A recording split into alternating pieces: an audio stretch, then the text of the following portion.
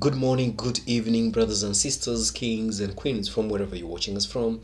I go by lead in this particular domain. Now, in this particular episode, we're going to talk about one of our very own, Chimamanda Ngozi Adichie.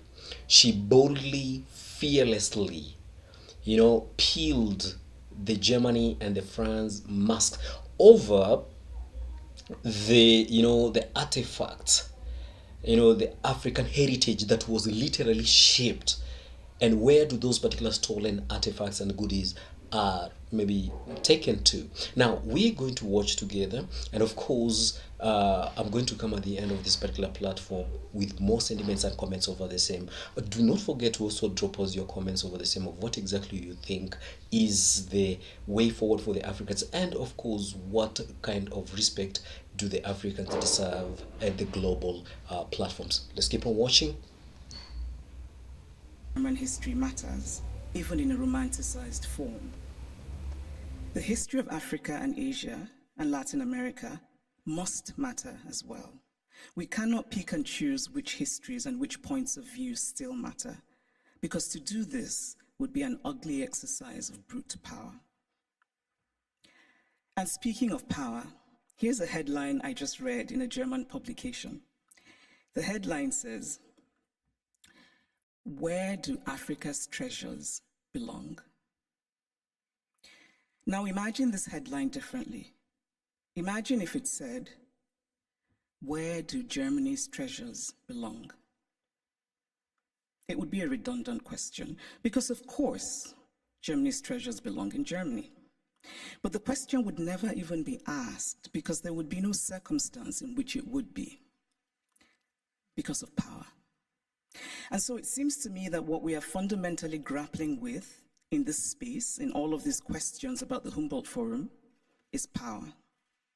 Unequal power, how we navigate unequal power relations. And there's always been, to me, something shabby about unequal power relations. The victory feels colorless, almost unearned. So I spoke of Belgium and its colonial history, but what of Germany and its colonial history? Do school children here learn about Namibia, what was called the German Southwest Africa?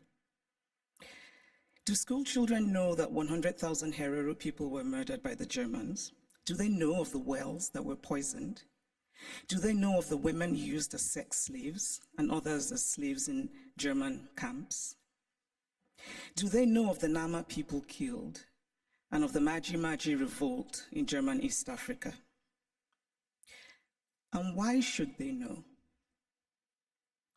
Because to tell only one part of a story is essentially to lie. A story is true only when it is complete. Germany is Beethoven, and Germany is Bach, and Germany is also its colonial atrocities that have resulted in hundreds of African skulls being stored in the basement of museums here in Berlin, skulls of men whose spirits cannot be at rest, men who could well have been my great-grandfather had I happened to have been born in Eastern rather than Western Africa. It is only fair to fully own all of the stories of Germany. All countries have parts of their pasts that they're not proud of, that they would rather forget. But it takes courage to face those parts and bring in some light. And this is a time for courage. The courage to hear dissenting voices, such as those of the people who are outside right now protesting. They should be heard and included. They have valid concerns. The courage not merely to say, "We take your criticism," but to follow it with action. The courage to say, "We were wrong." The courage to say about art acquired illicitly, "This is not ours. Tell us what to do with it." The courage to do provenance work and to actively use local knowledge. The courage to act and to act now and not become crippled by endless planning and endless talking. The courage to believe that it can be better. We cannot change the past, but we can change our blindness to the past. And why, by the way, is the term ethnological used for art from certain parts of the world and not art for other parts of the world? And then in discussing some of this art that we term ethnological, and I would argue that the language itself already suggests a hierarchy of value, when we talk about this art that was stolen, we're told that they cannot be returned to Africa, for example, because Africans will not take good care of them. It is not merely condescending to say, I cannot return what I stole from you because you will not take good care of it. It is also lacking in basic logic. Since when has the basis of ownership been taking good care of what is owned?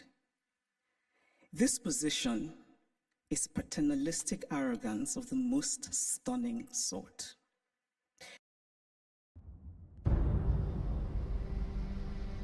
Or Asians or Latin Americans can take care of the art stolen from them. What matters is that it is theirs.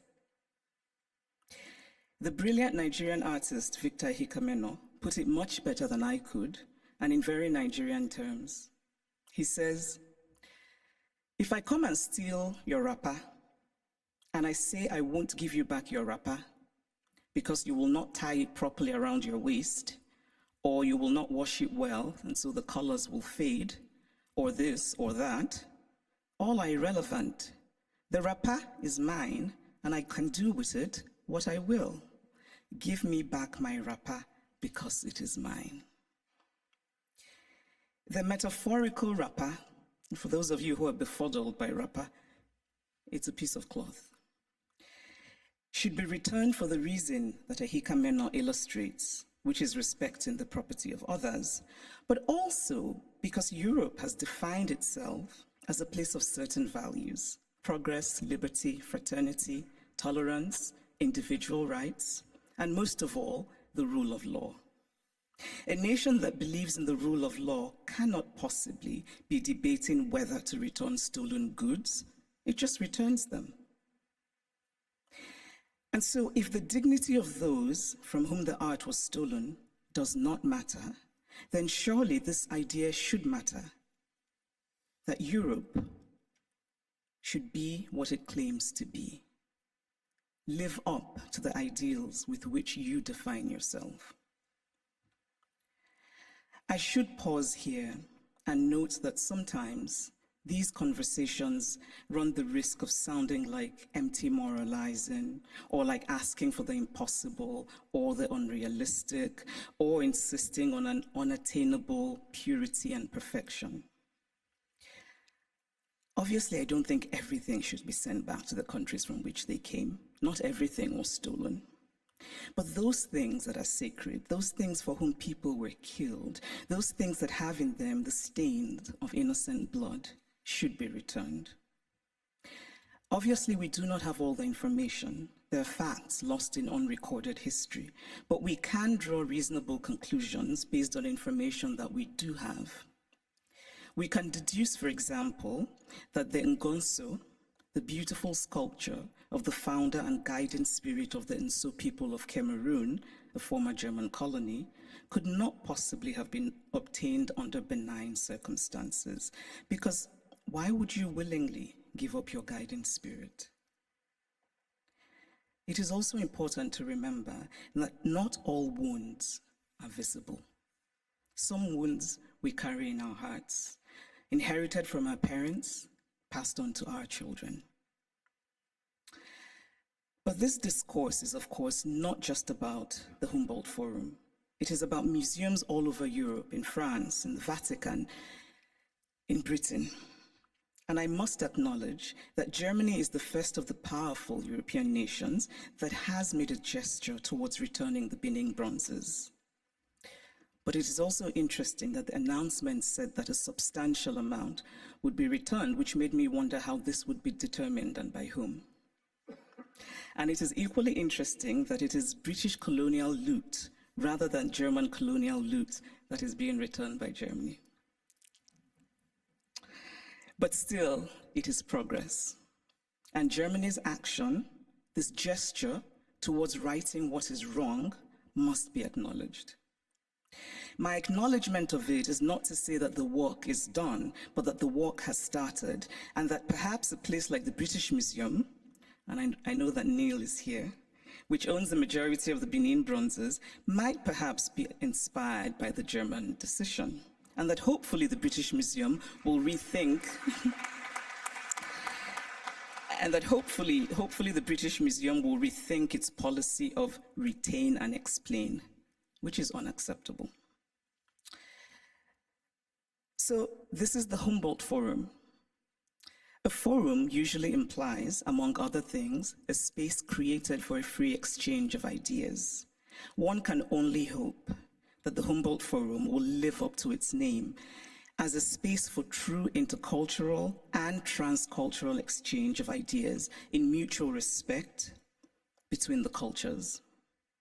But this rhetoric, free exchange of ideas, must be practical.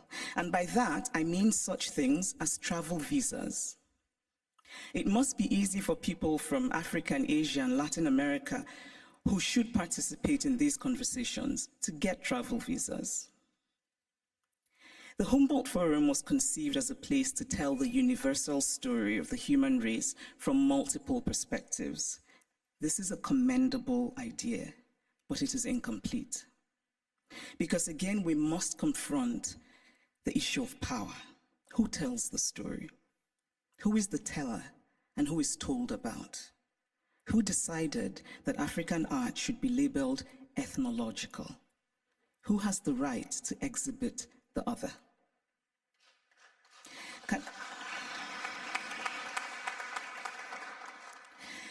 Can the Humboldt Forum be an opportunity? Can it become, among other things, a project of remembering, solemn, honest, mutual, and respectful? In conclusion, I want to say that I believe very much in dialogue. And I really believe that we can recreate the world by acting more courageously. To act with courage is to have concrete hope in a better future. We carve out a small space of the world, we shape and we reshape it, and in that way, small slice by small slice, we walk slowly, yes, but we walk on the path to real progress. Courage and hope are intertwined. Courage is an act of hope, and hope is born of courage. Acts of courage create hope, and there is nothing more essential to the human spirit than hope. So here's to courage. Thank you.